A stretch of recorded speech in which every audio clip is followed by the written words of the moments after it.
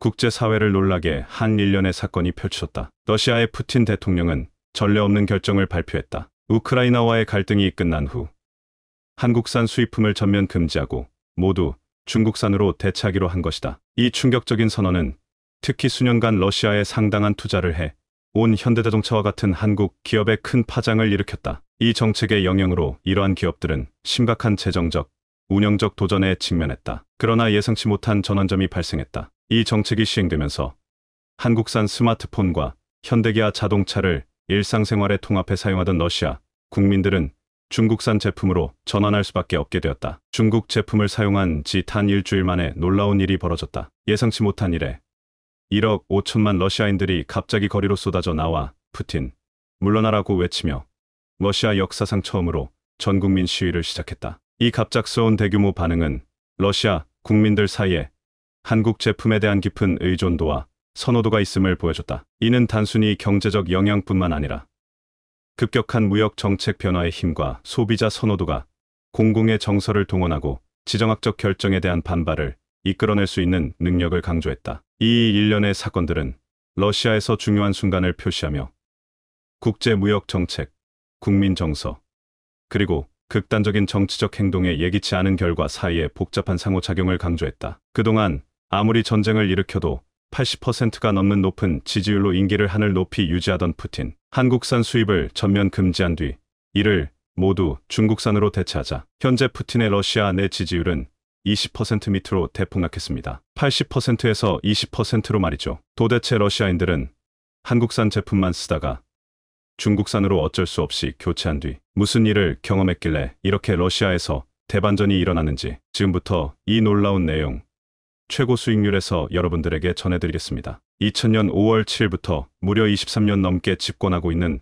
블라디미르 푸틴. 본래 소련 시절 KGB 소속으로 근무하던 정보위원 출신으로 1990년대 소련 붕괴 이후 정계에 진출하여 상트페테르부르크의 부시장직과 보리스 옐친 정권의 총리직을 역임했습니다. 1999년 12월 31일 보리스 옐친 전 chen 대통령이 건강 문제로 사퇴한 이후 총리로서 대통령 권한대행 역할을 수행하였고 이듬해 2000년 대통령 선거에서 승리하여 정식으로 대통령에 취임한 이래 현재까지 장기 집권을 하고 있습니다. 명목상으로는 민주주의에 따른 러시아 국민의 직접 선거를 통해 선출된 국가원수이지만 다수의 부정선거, 의혹과 정적들을 암살한 의혹, 집회 및 언론 탄압 행적으로 인해 이전부터 사실상 독재자로 간주하여 왔습니다. 자, 그런데 러시아 내 푸틴의 지지율은 상상을 초월할 정도로 높습니다. 지난 러시아 대선에서 블라디미르 푸틴은 76%라는 말도 안 되게 높은 득표율을 기록하며 또 한 번 러시아 대통령으로 당선되는데요. 영국 더타임스는 예정된 당선이었지만 압도적인 승리라고 평가했습니다. 독재자란 평가를 받는 푸틴 대통령이 러시아 국민 사이에서 이처럼 높은 인기를 누리는 비결로는 경제적 성과가 꼽힙니다. 푸틴 대통령이 처음 정권을 잡았던 2000년 러시아 경제는 엉망이었습니다. 1991년 보리스 옐친 대통령이 옛 소비에트 연방 해체를 선언한 이후 러시아는 시장 경제로 넘어가는 과도기에서 극심한 혼란을 겪었습니다. 1998년 루르라는 폭락했고 대부분 러시아 은행이 파산했습니다. 하지만 푸틴 대통령 집권 이후 14년간 경제는 안정됐습니다. 이 기간 국민의 가처분 소득은 7배 증가했습니다. 고유가 덕분에 경제는 성장세를 누렸고 러시아는 주요 7개국 지출의 이름을 올릴 수 있었습니다. 푸틴 대통령의 임기 뒤엔 경제적인 문제보다 더 큰 이유가 있습니다. 바로 지정학적인 논리입니다. 소련 붕괴 이후 냉전 시기 미국과 나눠 가졌던 슈퍼파워 지위를 반납하면서 러시아인들의 상실감은 컸습니다. 많은 사람이 우크라이나가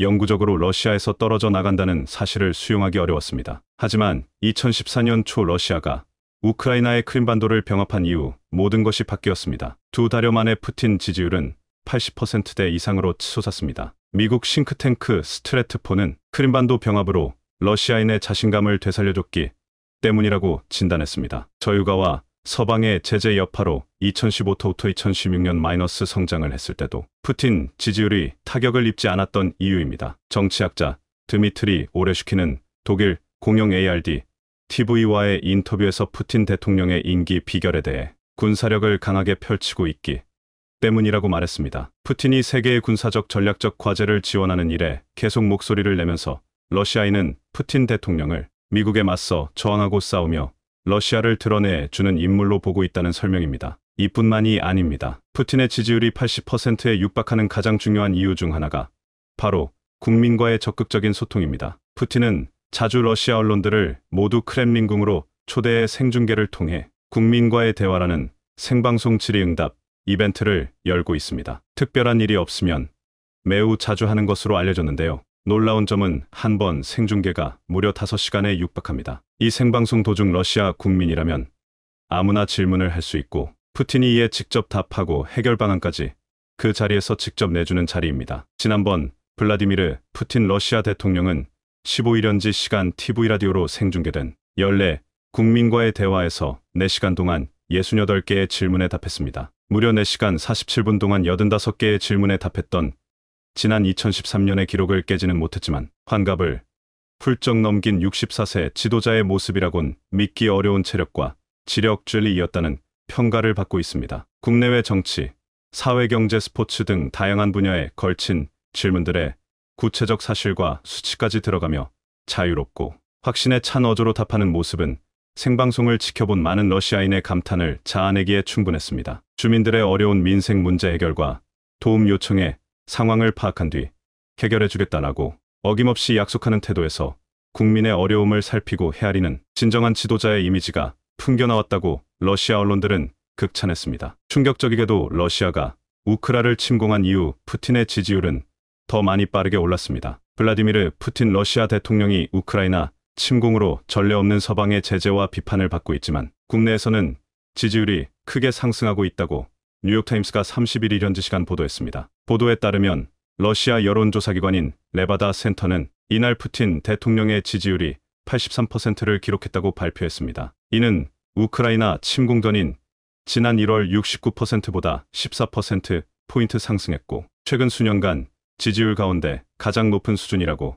NYT는 전했습니다. 레바다의 데니스 볼코프 이사는 이번 여론조사에 대해 2월 24일 우크라이나 침공으로 많은 러시아인이 초기에 충격과 흔돈을 느꼈지만 러시아가 서방에 포위당하면서 지도자에 대한 지지를 보내야 한다는 믿음으로 바뀌었다고 분석했습니다. 응답자 일부는 푸틴 대통령을 지지하지 않았지만 지금은 그래야 하는 때라고 한다고 전했습니다. 또 국제사회의 모두가 우리를 반대한다. 푸틴 대통령이 우리를 막아두지 않으면 우리는 산 채로 잡아먹힐 것이라는 생각이 깔린 것 같다라고 말했습니다. 자, 그런데 더 충격적인 점은 그동안 푸틴이 한국에 보복하겠다고 수차례 말했었는데 이번에 이를 시행에 옮겼습니다. 러시아 산업통상부가 병행 수입 허용 품목에서 삼성 스마트폰을 금지하는 방안을 추진하고 있습니다. 타스통신은 31일 현지 시간 러시아 산업통상부가 법무부에 보낸 문서 초안에 따르면 삼성 스마트폰은 병행 수입 목록에 남아있지만 디지털 개발부는 삼성 스마트폰을 수입 허용 목록에서 제외하는 것을 논의하기 시작했다고 전했습니다. 막수트 샤다예프 러시아 디지털 개발통신부 장관은 산업통상부와의 논의에서 한국 기업의 기술력에 뒤지지 않는 중국 제품이 있다는 점에서 삼성과 LG 스마트폰을 제외할 가능성이 있다고 언급했습니다. 대놓고 보복 조치를 발표한 것입니다. 이것이 끝이 아닙니다. 우크라이나 전쟁 전 러시아에서 압도적인 1위를 기록했던 한국의 현대차. 그런데 전쟁 후 푸틴이 한국산 자동차까지 사실상 수입 금지 조치를 내려버리면서 중국산 자동차가 러시아를 싹쓸이하고 있습니다. 28일 중국 경제매체 차이시는 중국 승용차 시장 정보 연석회 CPCA를 인용해 올해 1터부터 2월 중국 자동차 수출 물량이 전년 동월 대비 39% 증가한 68만 2천 대에 달한다고 보도했습니다. 이중 내연기관차가 62.2%, 전기차가 37.8%를 차지하는 등 전기차 비중은 상승세를 이어갔습니다. 특히 국가별로는 러시아가 중국 자동차의 최대 수출 시장으로 부상했습니다. 올해 1터부터 2월에만 중국은 러시아에 지난해 수출 물량 16만 2,150대의 절반에 육박하는 7만 9,285대를 수출했습니다. 전년 동기 대비 무려 170% 급증한 수치입니다. 러시아 관영 리아 노보스티 통신의 보도에 따르면 러시아 자동차 산업 컨설팅 업체 아프토부스 대표 타티아나 그리고리예브나는 이날 통신에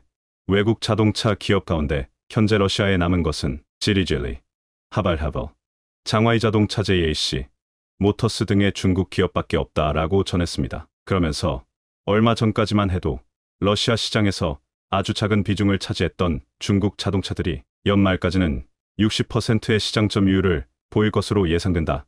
라고 대답했습니다. 자, 그런데 러시아인들이 극대노하고 있습니다. 그동안 현대차가 러시아에서 압도적인 1위를 할 수 있었던 이유는 디자인과 성능이 최고 수준인 것은 물론이고 무엇보다 겨울이 긴 러시아의 맞춤형으로 히터 기능과 배터리 용량을 대폭 키워 러시아 현지인들의 마음을 완전히 사로잡았습니다. 러시아 맞춤형으로 오랫동안 개발을 해왔고 이를 통해 러시아에서 가장 효율적이고 안전하면서도 편리한 자동차를 현대차가 제공한 것이죠. 자, 그런데 푸틴 때문에 한국 차는 더 이상 살 수 없어 어쩔 수 없이 중국 차를 산 러시아인들은 중국 차가 더 싸지만 자동차 곳곳이 전부 싸구려 플라스틱이다. 이건 최악이다.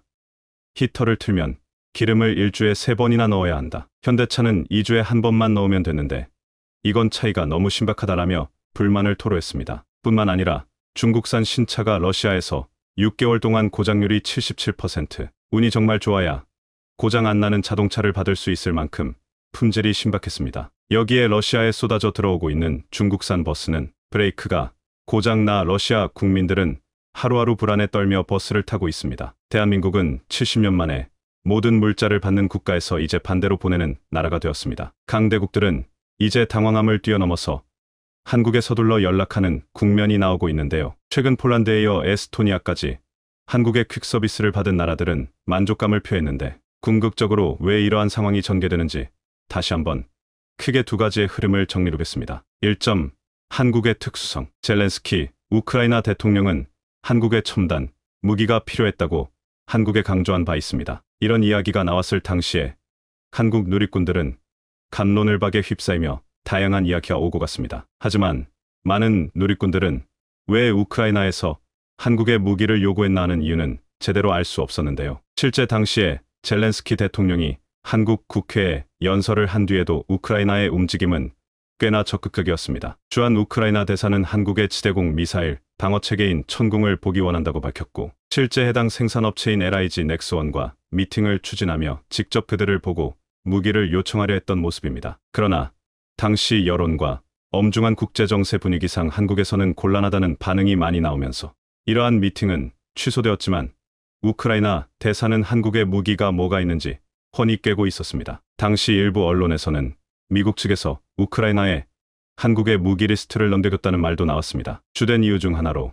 미국 같은 경우에는 현재 반도체 부족으로 인해 일부 무기 생산에 차질이 생겼습니다. 제블린과 같은 대전차 무기는 유도장치 등의 핵심 반도체 생산이 지연되어 출하가 늦어지는 상황입니다. 여전히 러시아는 전선에서 탱크가 맹위를 떨치고 돈바스 지역의 점령 부분을 늘려나가고 있기 때문에 미국의 무기 지원이 타이트해지면서 이러한 맥락에서 한국에도 그런 요청이 더해진다는 의견입니다. 나토 역시 한국과 군사훈련을 자주 해오면서 비슷한 무기 요청의 목소리가 나오고 있는데요. 한국은 나토 국가가 아니지만 인도 태평양 지역에서 중요한 나토의 파트너 국가로 훈련에 참여한 바 있습니다. 따라서 나토에서는 한국의 우크라이나 무기 지원은 대한민국 자국 결정에 달려있다고 언급했습니다. 한국이 무기를 지원하는 것은 자율인 것처럼 하면서도 나름 압박을 가하는 모양새라고도 해석되는 것이죠. 젤렌스키 대통령은 미국과 나토 등 서방 측에 끊임없이 무기 지원을 요청하던 국면이기도 했습니다. 그런데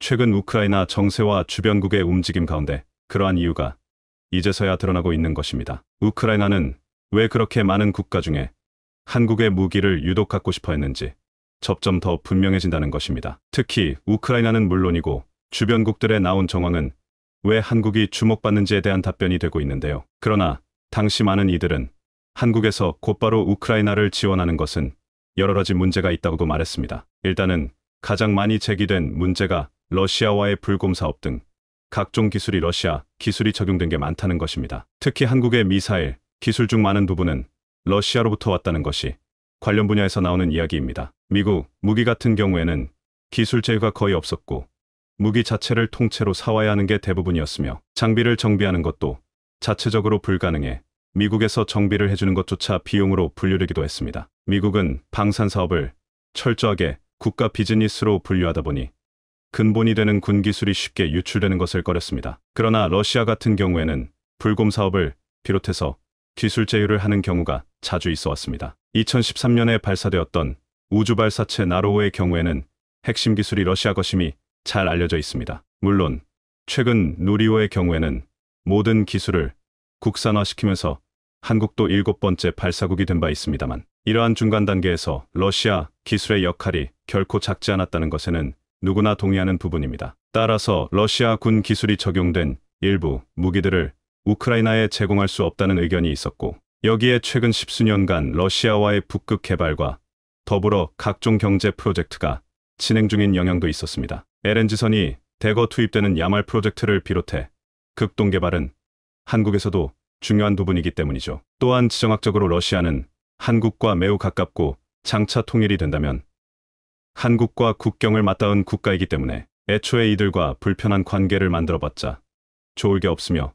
적당히 거리를 유지해야 한다는 의견도 많았습니다. 한국과 같이 여러 가지 차원에서 열강에 둘러싸인 국가들은 추후 정세 변화를 감지해야 하는 상황이기에 균형 있는 외교를 해야 한다는 의견인 것입니다. 안 그래도 러시아에 반도체 수출 금지를 내린 뒤에 러시아에 한국이 비우호 국가로 분류되면서 좋지 않은 기류가 형성되고 있다는 것도 부담스러운 국면이었습니다. 또한 최근 중국의 움직임도 심상치가 않은 상황으로 우크라 정세가 불리하게 돌아가고 있기 때문입니다. 미국 주요 매체 등은 돈바스 지역이 점차 러시아로 기운다는 취지의 보도가 나가고 있는데, 이러한 가운데 중국은 6월만 4차례 대만의 방공식별구역을 침범하는 모습을 보이고 있습니다. 물론 러시아전 발발 직후 바이든 대통령은 중국에 강력한 경고를 보내면 새러시아 풀이 날 수가 있다고 말했으며, 서방의 전폭적인 지지와 함께 우크라의 결사항전으로 키이우에서 러시아를 격퇴하는 모습도 보였긴 했는데요. 그러나 최근 전황은 장기전이 되면서 갈수록 우크라가 불리해진다는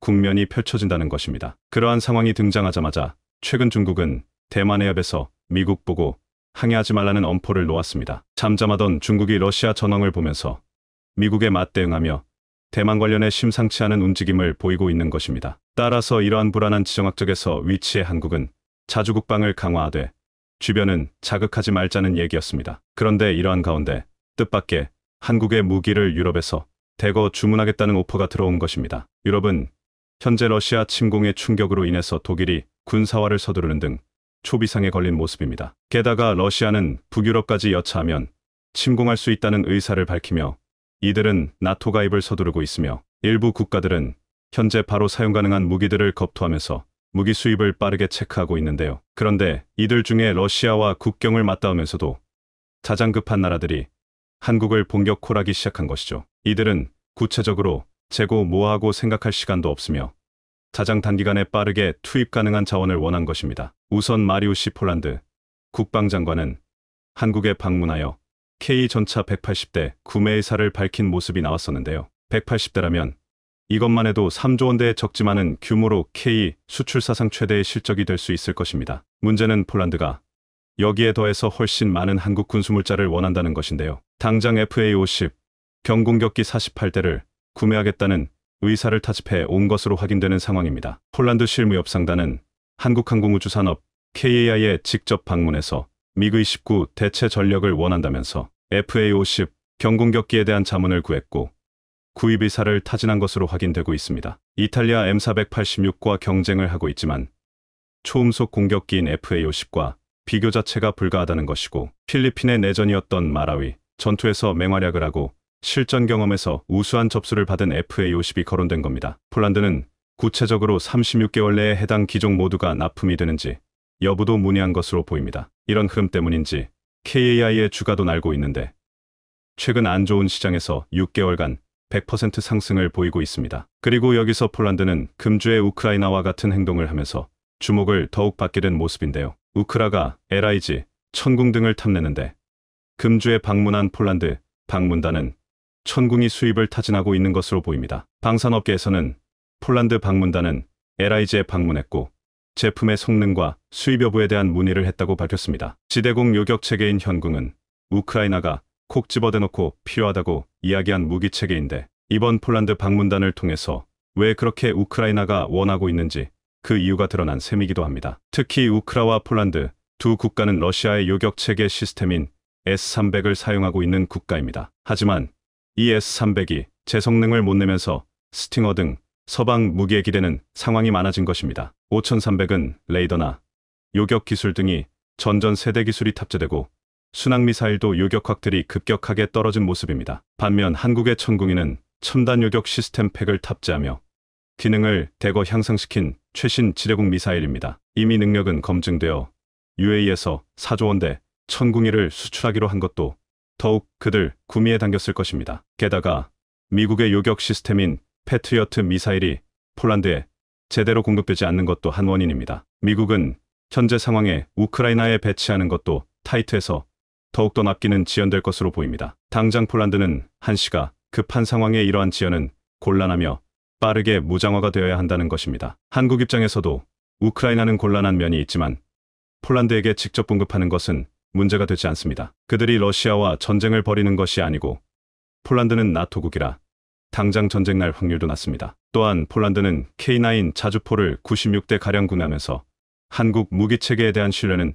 확보한 상태이기도 합니다. 그들은 그 과정 가운데 또한 한국이 납기를 얼마나 정확하게 맞추는지도 확인한 상황입니다. 미국의 무기 공급에서 납기에 대한 실망은 폴란드 국방부를 낙담시켰고 대체제로 한국을 낙점한 것이죠. 이들이 계속 한국 정부에 몇 개월 내에 이 무기들을 납품이 가능한가 수차례 확인하는 이유이기도 합니다. 또한 그들이 서두르는 것은 세계대전 때 말할 수 없는 엄청난 피해를 입은 국가이기 때문이기도 합니다. 인접국인 우크라 사태에 그런 일이 순식간에 생겼고 푸틴의 광기는 어디까지 뻗칠 줄 모르는 일인 것입니다. 한국은 뜻밖의 장소에서 전쟁 때문에 오히려 군수물품 수출에 있어 매우 큰 기회를 잡은 셈이기도 한데요. 하지만 이렇게 큰 기회가 왔다고 해서 한국도 무턱대고 밀어붙인다면 오히려 신뢰를 잃을 수 있을 것입니다. 한국에서도 가능한 최선의 물량을 파악하고 폴란드와 장기적인 공급 관계가 되도록 애를 쓰며 그들 역시 충분히 한국에 재정적으로 지불할 수 있는 능력이 되는지도 검토해야 할 것으로 보입니다. 이집트에 2조 원 K9 자주포를 수출하면서도 한국 수출입은행이 개입되어 돈을 빌려준 바 있는데 이번에는 더욱 규모가 큰 만큼 폴란드와 다방면에서 상호간 검토가 이루어져야 한다는 뜻이기도 합니다. 이와 같이 폴란드는 한국의 육군과 공군을 아우러 한국의 풀패키지 군사물품 주문을 서두르고 있습니다. 이는 왜 그렇게 우크라이나가 한국 무기를 원했는지 그러한 해답으로 여겨지는 상황이기도 합니다. 빠른 시간 안에 납기와 물량을 맞출 수 있는 나라가 전 세계에 거의 없다는 방증이기도 한 것입니다. 한국은 이 기회로 자주국방을 강화하고 군수물품 수출 5위권을 위한 노력을 가속화해야 할 것입니다. 2점. 한국 1위에 등극하다. 현재 전 세계에서 눈치가 빠르거나 혹은 자금이 풍부한 국가들의 한국에 대한 움직임이 심상찮습니다. 관계자들은 눈치가 빠른 국가들은 한국이 가지고 있는 독특한 면을 재빠르게 포착한 것이며 자금이 풍부한 국가들은 오히려 여유가 있기에 한국을 마음껏 활용한다는 지적이 나옵니다. 게다가 이러한 결과로 한국이 해당 분야의 1위에 오르게 되었다는 소식이 발표되고 있습니다. 그것도 일본 언론에서 이야기한 것이라 과장이 아닌 객관적 정보라 할 수 있겠는데요. 일본에서 이례적으로 한국의 해당 분야 성장에 관해 언급하면서 1위라는 표현을 쓴 건 매우 드뭅니다. 현재 전문가들조차 이상 현상이라며 당황하고 있는데 과연 한국이 왜 1위에 오르게 되었으며 어떠한 나라들이 한국에 그야말로 몰표를 던지는 상황인지 그 이유를 알아보도록 하겠습니다. 우선 이집트는 전 세계 많은 나라들보다 한국과 최근 다양한 협상을 이어가고 있는 상황인데요. 가장 눈에 띄는 최근 행보는 바로 3조 원가량의 한국의 원전을 계약했다는 점입니다. 한국 수력원자력이 3조 원 규모의 이집트에 따바 원전 건설 사업을 수주한 것입니다. 대규모 원전 사업 수주는 2009년 아랍에미리트 UAE 바라카 원전 이후 13년 만인 것입니다. 한수원은 2017년부터 사업 개발을 했고 지난 12월 단독협상 대상자로 선정되었습니다. 그러나 그 사이에 러시아와 우크라이나 전쟁 등 여러 가지 변수가 있어 상황이 불투명해졌지만 산업통상자원부, 외교부 등과 이집트의 발주 관련 정보를 파악 분석해 수주에 성공한 것입니다. 그런데 관계자들은 이 수주가 그냥 단순한 원전을 수주한 것 이상의 의미가 있다고 평가하고 있는데요. 또한 이집트에서 한국의 원전을 결정한 이유가 한국조차 제대로 인식하지 못한 이유라고 합니다. 우선 지역 전문가들에 따르면 이 수주를 아프리카에서 이뤄냈다는 것이 매우 의미가 크다고 하는데요. 본래 아프리카는 유럽과 역사적으로, 경제적으로 매우 밀접한 관계라는 것인데 과거 영국과 프랑스가 아프리카 대륙 거의 전체를 식민화하며 엄청난 피해를 끼치기도 했지만 언어나 문화는 물론이고 경제적인 관계가 남아 지금까지도 큰 영향을 끼치고 있는 것입니다. 남미의 경우에는 스페인이 식민화한 결과로 아직도 스페인 기업이 다수 자리 잡고 있습니다. 따라서 이번 원전 역시 프랑스를 비롯해 중국까지 경합이 치열할 수 있다는 예상이 나왔으며, 실제 아프리카 최초의 원자력 발전소이자 허브이기도 한 남아공은 프랑스 기술로 발전소를 건설한 바 있습니다. 하지만 이집트가 최초로 한국 원자력 발전소를 도입했다는 것은 아프리카에서도 인정받았다는 것으로, 이제 아프리카의 다양한 국가들이 한국에 관심을 가지고 한국 원전을 도입할 가능성이 높다는 것을 의미합니다. 또한 이번 사업에는 국내 원전 건설 및 기자재 공급사들이 참여할 예정이어서 대규모 원전 일감도 공급될 예정입니다. 그런데 그럼에도 불구하고 왜 이집트가 전통적인 유럽의 프랑스나 다른 국가들을 다 제쳐두고 한국을 선정한 것에 대해 의문인데, 이에 대해 업계에서는 여러 가지 이유가 있다고 말합니다. 우선은 한국의 원전 기술 자체가 이제 현지에서도 매우 높게 평가를 받았다는 것입니다. 이는 굳이 유럽이나 다른 기존 선진국들의 기술과 별반 다르게 없고 일정 부분 앞서는 영역도 있고, 또한 한국의 원전은 가격 경쟁력이 있고 운용하는데 비용이 더 적게 든다는 장점이 있는 것입니다. 또한 이집트 원자력 발전 당국에서는 한국을 선택한 이유를 독특하게 발표했는데요. 바로 그들은 한국은 공사기간을 잘 지킨다라며 한국이 약속을 잘 지키는 나라라고 강조했습니다. 그런데 관계자들은 이집트에서 이런 말이 나온 것이 한국이 시간에 대해 브랜드화되었다고 말하는데요. 이전에는 중국같이 가격이 싸거나 미국처럼 성능이 뛰어난 게 최고 가치로 평가받았다면, 이제는 한국과 같이 납기 시간을 잘 지키는 것이 더욱 중요한 가치로 떠올랐는데, 전 세계 다방면에서 한국이 시간을 잘 지키고 성실하게 계약에 임한다는 것이 매우 중요하게 된 것입니다. 그런데 이집트에서 한국의 이러한 정확한 시간표에 대해 이야기한 것도 최근 폴란드의 영향을 받은 것인데, 얼마 전 폴란드 국방부에서는 또 다른 내용의 발표를 하면서 한국 방산업계를 놀라게 했는데요. 폴란드는 한국이 36개월 내에 공급할 수 있는 물자를 모두 공개했고 만족하며 25조 원 이상 주문을 했는데, 이렇게 빅딜이 있으면 항상 반대 세력이 있기 마련으로 폴란드 국방부와 대통령이 큰 비판을 받았습니다. 최근에는 전 국방부 고위 관계자가 K9을 692대나 주문했는데 이것은 제정신이 아니라고 비판했습니다. 가장 큰 이유로 포병들을 어떻게 훈련시킬 것이며 도입해도 운용이 문제라고 강력 제기한 것입니다. 항상 마리우시 부총리 겸 국방부 장관이 한국산 제품 말고 현재 대안이 있느냐가 하고 강력하게 주장해왔는데, 이에 대해서 폴란드 현지에서는 들여와도 훈련이나 운용이 어렵다는 비판이 나온 것입니다. 특히 현지에서 금주 1차 8조 원의 수출 본계약이 집행되면서 더욱 이러한 비판은 거세졌습니다. 또한 일각에서는 FA50까지 싸잡아 비판하면서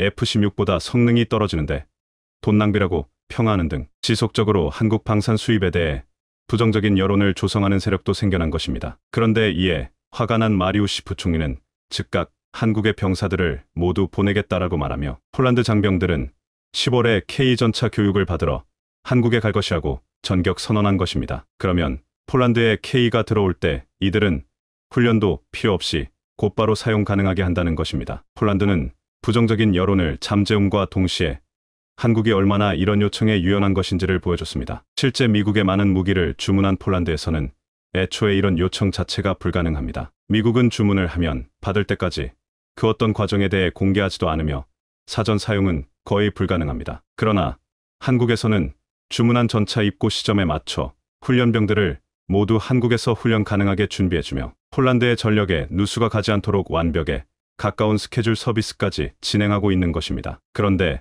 한국이 이렇게까지 시간을 잘 맞춰주자 폴란드는 또 다른 폭탄 선언을 했는데요. 바로 미국의 다연장 로켓의 하이마스 대신에 한국 천무를 주문하고자 한다는 것입니다. 놀라운 점은 폴란드 국방부는 미국이 약속을 안 지킨다며 한국 천무를 주문해야 한다고 전합니다. 마리우시 국방장관은 폴란드 매체와 인터뷰에서 폴란드는 K139 천무 다연장 로켓에 대해 한국과 파트너십을 논의하고 있다라면서 이미 한국과 상당히 진행 중이라고 말했습니다. 이는 폴란드가 하이마스를 미국에 이미 주문했지만 하세월이 걸리며 언제 올지도 모르는 것입니다. 이미 폴란드에서는 패트리어트나 다양한 무기를 미국에 주문했다가 거의 못 받거나 연장되고 있습니다. 하지만 하이마스는 주문하지도 않은 우크라이나에 먼저 도착해서 폴란드 당국을 황당하게 했습니다. 물론 우크라이나는 전쟁 중이라 최우선으로 미국이 각종 무기를 투입하면서 운용해야 하는 것이지만 이미 패트리어트나 하이마스는 러시아 침공 수년 전에 주문했기 때문에 속이 터지는 것입니다. 국가의 안보에 있어서는 방산 무기들이 도착하는 것이 최우선이라 인식한 것입니다. 게다가 한국의 천무 같은 경우에는 미국의 기술이 반영되었고 일정 부분 성능이 더 뛰어납니다. 그러다 보니 한국에 주문을 안 할 이유가 없으며 양국 간의 신뢰가 형성되는 것이 당연한 것이죠. 이러한 맥락은 이집트도 마찬가지인데 그들도 국방의 대부분 기반은 미국산으로 되어 있습니다. 그러나 미국의 방산은 성능은 우수할지 모르나 납기도 잘 안 지키며 천문학적인 운용 비용이 들게 됩니다. 그런 맥락에서 가성비 뛰어나면서도 현지 생산과 기술 이전까지 포함한 한국을 선택할 수 없는 것이죠. 이집트에서 10년이나 고심하면서 결국 한국의 K9 자주포를 2조 원가량을 계약 체결한 것도 그러한 것입니다. 특히 한국과 이집트 또한 UAE 등 이런 나라에서 생각보다 매우 큰 금액의 발주가 이어지자 이제 새로운 국가들이 줄줄이 한국에 관심을 표하는 상황이 펼쳐지고 있는데요. 앞서 원전의 경우에는 이제 체코와 폴란드의 원전 발주가 기다리고 있는 국면입니다. 이미 폴란드는 방산 분야에서 한국의 장점과 성향을 잘 파악해 수주 가능성이 큰 편이며 체코 역시 현재 현대차나 각종 한국 공장으로 인해 이미 긍정적인 국가 이미지가 굳어져 있어 한국산 원전을 주문하는 데 있어 더욱더 긍정적인 신호가 들려오고 있는 상황이기도 한 것이죠. 그런데 이러한 한국의 흐름을 전 세계 1위에 해당한다며 보도하는 국가가 있는데 이는 바로 이웃나라 일본에서 한국의 동향을 매우 신경 쓰며 언론 보도가 나간 것입니다. 일본에서는 신문 기사에서 한국 산업을 긍정적으로 묘사하는 경우는 거의 없는데요. 그런데 최근 일본의 요미우리 신문은 한국의 방산이 전 세계 8위권이라고 얘기하고 있습니다. 그러면서 이 매체는 한국의 방산 성장률이 최근 5년간 177%에 해당한다며 이는 압도적 1위라고 잘라 말했습니다. 일본은 이렇다 할 방산의 성장이 거의 없는 가운데 이웃나라에서 깜짝 놀랄 수치가 나왔다는 것이죠. 과거 6월 25일 때 군수물품을 공급해줬던 가난한 나라가 이제 전 세계 최고 국방산업국이 되어간다는 것입니다. CNN은 사실상 한국이 방산 4위권에 들어갈 수 있게 되었다며 놀라운 발전이라고 말합니다. 한국은 이탈리아, 프랑스와 같은 국가들을 모두 제칠 실질적인 능력을 가졌으며 미국이 군수물품 공급에 차질이 생기자 한국이 이를 뒷받침한다고 극찬하고 있습니다. 군 관계자들은 미국에서는 한국이 성장하는 것을 매우 바람직하게 보고 있다고 전합니다. 어차피 미국은 감당하기 어려울 정도로 주문이 밀렸는데 한국이 맡아줘 고맙다는 것이죠. 왜냐하면 특히 무기의 경우에는 미국 동맹인 한국이 무기를 판매하고 성장하는 게 바람직합니다. 실제 인도의 경우 퀴드임에도 불구하고 러시아의 S-400 지대공 방어체계를 골랐습니다. 인도의 입장도 이해가 되는 게 중국을 상대해야 하는데 미국 무기는 비싸고 오래 걸리니 그런 선택을 한 것이죠. 하지만 자칫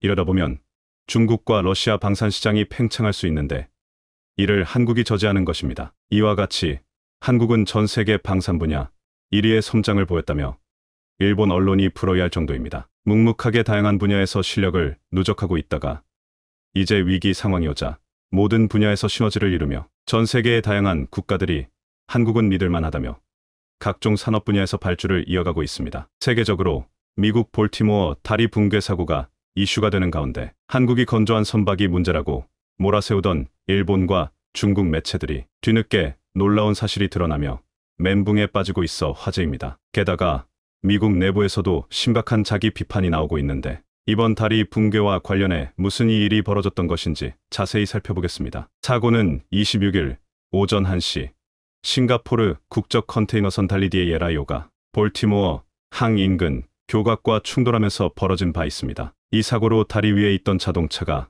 강으로 추락하고 현장에서 일하던 인부 8명이 실종되는 사태가 벌어지기도 했습니다. 1977년 개통한 프랜시스 스콧 키 다리는 강 하류를 가로질러 볼티모어항 외곽으로 연결됩니다. 다리명은 미국 국가를 작사한 프랜시스 스콧 키의 이름을 땄을 정도로 미국인들의 사랑을 받던 다리입니다. 교량 건설 비용은 약 1억 4천만 달러였는데 현재 가치로 3억 1천만 달러 상당입니다. 연속 트러스교 형태로 최대 경관장이 무려 365m에 달해 세계에서 세 번째로 긴 것으로 보도되고 있습니다. 사고 원인이 정확히 밝혀지진 않았지만 교각과 충돌하기 직전 동력을 상실했던 것으로 알려져 있습니다. 엔진이 멈추면서 조종 장치와 전자 장치가 먹통이 됐고 결국 통제력을 잃고 교각과 충돌했다는 것입니다. 볼티모어 항 관계자는 달리오가 출항 전 이틀 동안 심각한 전력 문제를 겪었다는 주장을 했습니다. 출항 30분도 안 돼 정전이 되면서 통제력을 상실했고 취업은 후에 교량과 충돌하는 사태가 났습니다. 반세기 가까이 견뎌온 대형 교량이 맥없이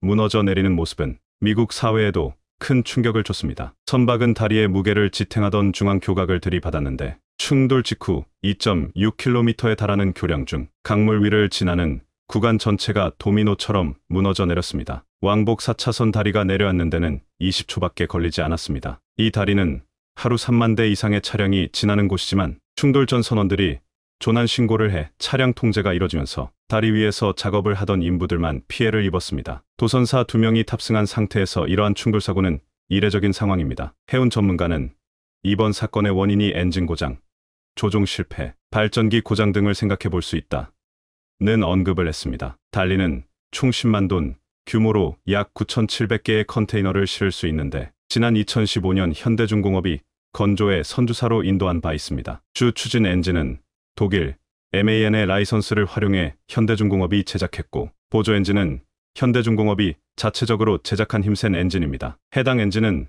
그동안 수많은 컨테이너선에 설치됐기 때문에 엔진 설계 결함 가능성은 낮다고 보고 있습니다. 달리는 싱가포르 국적이며 선주는 그레이스 오션이라는 회사입니다. 용선사는 글로벌 해운사인 머스크로 이를 임대해 운영해 온 곳은 싱가포르 국적 시너지 마린 그룹입니다. 그런데 여기서 숨겨져 있는 내용은 선주사인 그레이스 오션이 일본 미쓰이의 자회사라는 점입니다. 이번 사고의 원인이 다양하게 제기되는 상황에서 현대중공업은 선박과 엔진의 보증 기간인 1년이 훌쩍 지나 책임, 소재에 휘말리지 않을 것으로 보는 시각이 많습니다. 2015년 건조 이후 20회 이상 진행된 검사에서는 특별한 이상이 발견되지 않았는데 2016년 벨기에 앤트워프 항에서 출항하던 중 선미가 부두를 따라 긁히며 일부 망가진 적이 있고 지난해 6월 칠레에서 검사 때 선박 추진 및 보조 기계 시스템 문제가 보고되기도 했지만 당시 싱가포르 항만청은 경미한 연료 압력 게이지 오류뿐이었다며 그 후 2차례 외국 항구에서의 검사를 통과했다고 밝혔습니다. 일반적으로 보증 기간 이후 선박은 주요 부품이나 장비를 선주가 직접 장비회사를 통해 관리하며 선체에 대한 수리 또한 수리조선소를 통하는 것이 일반적입니다. 해당 선박은 2020년 중국 수리조선소에서 엔진, 배기가스 세정 설비, 크러버, 개조 작업을 한 바 있어 선박 자체의 책임 문제는 중국 업체의 수리를 맡긴 일본 선주 미쓰이의 자회사와 중국 수리조선소에 있다는 주장이 강하게 제기되고 있습니다. 중국 매체들은 이번 일이 현대중공업이 건조한 선박에서 났다며 그나마 안도하는 모습을 보였지만 개조 작업을 자신들이 했다는 것이 드러나 그 이후에는 입을 꾹 닫고 있는 상태입니다. 개조 작업 후 달리오는 2021년부터 고강도 운항을 지속해왔습니다. 최근 3년간 운항거리는 10만 5천 해리로 다른 선박 대비 20%나 많고 기항 1회당 평균 운항거리는 48%나 긴 코스였습니다. 단연간 가혹한 조건의 운항을 지속하면서도 유지 보수에서 미흡했다는 지적이 나옵니다. 보증이 끝난 선박의 관리 주체는 기본적으로 선주이고 운항을 요구한 용선주, 선급, 항만청 등 다양한 기관의 관리 책임이 복잡하게 얽혀 있습니다. 과거 수에즈 운하 사고 때도 일본 쇼에이 기센이 선주였고 당시 이집트 측은 수에즈 운하 규정에 도선사가 배에 탑승해 있더라도 사고가 나면 선주가 모든 책임을 져야 한다고 밝히기도 했습니다. 아시아 미주 동안을 오가는 달리오는 파나마 운하를 지나는 코스에서 중남미에서 주로 파는 저질 저유황유를 사용해 기자재가 손상됐을 가능성도 거론되고 있습니다. 달리오의 한 승무원은 엔진룸에서 연료 타는 냄새가 났고 칠흑처럼 캄캄해졌다고 말한 바 있습니다. WSJ 또한 오염 연료가 정전을 일으켰을 가능성을 제기했는데 오염된 연료를 쓰면 선박 주 발전기에 문제가 생긴다며 정전 시 비상 발전기가 가동된다 해도 한계가 있고 작동이 되는데도 시간이 걸린다고 설명했습니다. 싱가포르 항만청도 선박이 동력을 잃었으며 충돌 직전 배를 멈추기 위해 닻을 내렸다고 밝혔습니다. 외신에 따르면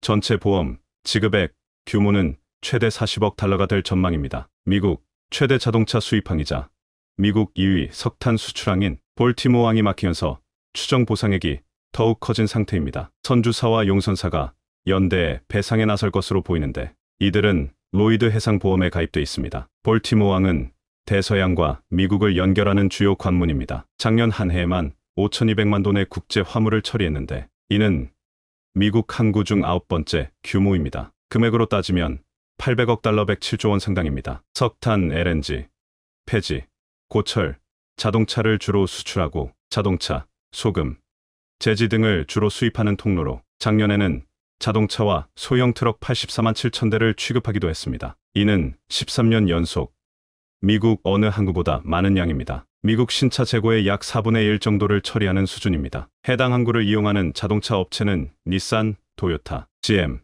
볼보, 폭스바겐 등이 있습니다. 이들은 대체 항구를 찾아야 하고 일부 공급에 영향을 미칠 수 있습니다. 볼티모어로 향하던 화물선 대부분은 뉴욕항, 뉴저지항, 버지니아항으로 향하고 있습니다. 우리 기업 중에서는 해당 항구 사용이 높지 않은 상태입니다. 볼티모어항은 1만 5천 명을 직접 고용하고 13만 명을 간접 고용하며 연간 3억 9천만 달러의 세수를 창출하는 등 메릴랜드주 경제에 기여한 바가 큰 편입니다. 이번 사건은 2018년 이탈리아 제노바의 4차선 다리가 붕괴된 것과 비슷한데 당시 새로운 다리가 개통되는 데는 2년 정도가 걸린 바 있습니다. 이번에도 건설 기간은 비슷하고 20억 달러가 필요할 것으로 보고 있습니다. 연방정부는 다리 재건 비용 전액을 지불하겠다는 입장입니다. 무너진 교량의 잔해를 치우는 작업이 진행됐는데 최대 천동까지 들어 올릴 수 있는 해상 크레인 여러 척이 동원됐고 미 육군에서 1,100명 이상의 공병이 투입되고 있습니다. 복구 작업은 3단계로 진행되는데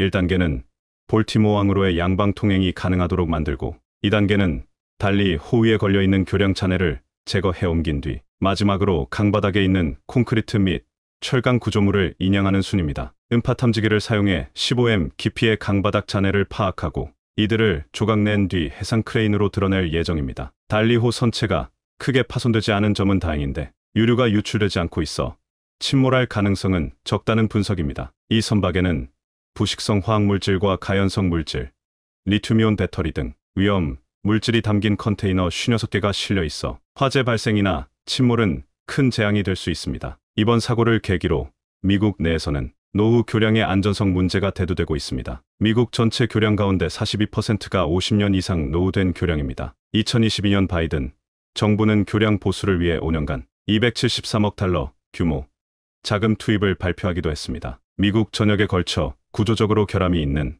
1만 5천 개의 고속도로 교량을 보수한다는 것인데 이는 1956년 고속도로 시스템 투자 이후 가장 큰 규모입니다. 미국의 사회 기반 시설은 부식, 철근 노출, 도로 파손 등이 전 국토에 퍼져 있어 유지보수 점검에 어려움을 겪고 있습니다. 미국 전역에는 61만 개 이상의 교량이 있으며 4만 5천 개 정도를 구조적으로 열악한 상태로 보고 있습니다. 결함이 있는 교량을 다 연결하면 1080마일에 달할 정도입니다. 연방도로청은 매일 1억 7,800만 명이 구조적 결함이 있는 다리를 건너고 있다고 밝힌 바 있습니다. 하중 지지 요소가 열화 또는 손상으로 상태가 좋지 않거나 선박 통행을 위한 수로 개방 시 이를 견딜 수 없는 상태를 구조적 결함이 있는 것으로 판단하고 있습니다. 2022년에도 펜실베니아주에서 다리가 붕괴된 바 있는데 언제든지 무너질 수 있음을 말해주고 있습니다. 세계 곳곳에서는 각종 선박 충돌 사고가 발생하고 있습니다. 배끼리 충돌할 경우에는 양쪽 다 피해를 입는 경우가 많고 배가 교량과 충돌할 경우에는 약한 쪽이 더 큰 피해를 입게 됩니다. 최근 지어진 교량들은 그나마 든든한 편인데 2019년 러시아 선적의 시그랜드호가 광안대교와 충돌한 적이 있고 충돌 내용에 비해 큰 피해가 발생하지는 않았는데 2003년 개동된 비교적 든든한 교량이기 때문입니다. 그런데 볼티모어항 교량은 50년 가까이 된 것이라 이번 사고에 따른 붕괴는 어쩔 수 없다는 의견이 많습니다. 메릴랜드 주 당국은 건설 당시 기준을 완벽하게 지켰다는 입장이지만 컨테이너선 대형화에 따른 충돌 대비가 돼 있지 않은 것은 큰 문제로 지적되고 있습니다. 미국 언론들은 인프라들이 돌발 사고에 취약하다는 것을 보여준 사례라며 대비 강화 필요성이 커졌다고 언급했습니다. 앞으로도 비슷한 사고가 발생할 가능성이 높다는 것인데 컨테이너선 크기는 지난 50년 동안 1500%가 커진 바 있습니다. 1980년대 세계 무역이 가속화되면서 해운 산업과 선박 규모가 성장한 영향입니다. 선박 크기가 커질수록 컨테이너당 건조 및 운영 비용이 더 저렴하다는 장점이 있지만 항로와 정박할 수 있는 항구에는 제한이 생기는 단점이 있습니다. 항구와 운하는 이를 수용하기 위해 수십억 달러 비용을 추가로 투입해야 합니다. 파나마 운하는 2016년 50억 달러 이상을 들여 운하를 확장했고 미국 동부 해안 항구들은 큰 선박을 상대로 입항 경쟁을 벌이기도 했습니다. 항구 깊이를 깊게 하려고 준설 프로젝트를 진행했는데 뉴저지 항만청은 17억 달러를 투입해 베이온 다리를 건설하기도 했습니다. 그런데 미국은 모든 다리를 수리할 돈이 크게 부족하고 실제로 필요한 자금의 10% 정도만 집행되고 있습니다. 이는 선박 개조 등 유지 관리에 있어서도 초기 건조를 했던 한국에게 지속 맡겨 안전성을 키워야 하는 이유가 되고 있습니다. 한국은 지속적으로 세계 선박 시장을 리드해 가길 바랍니다.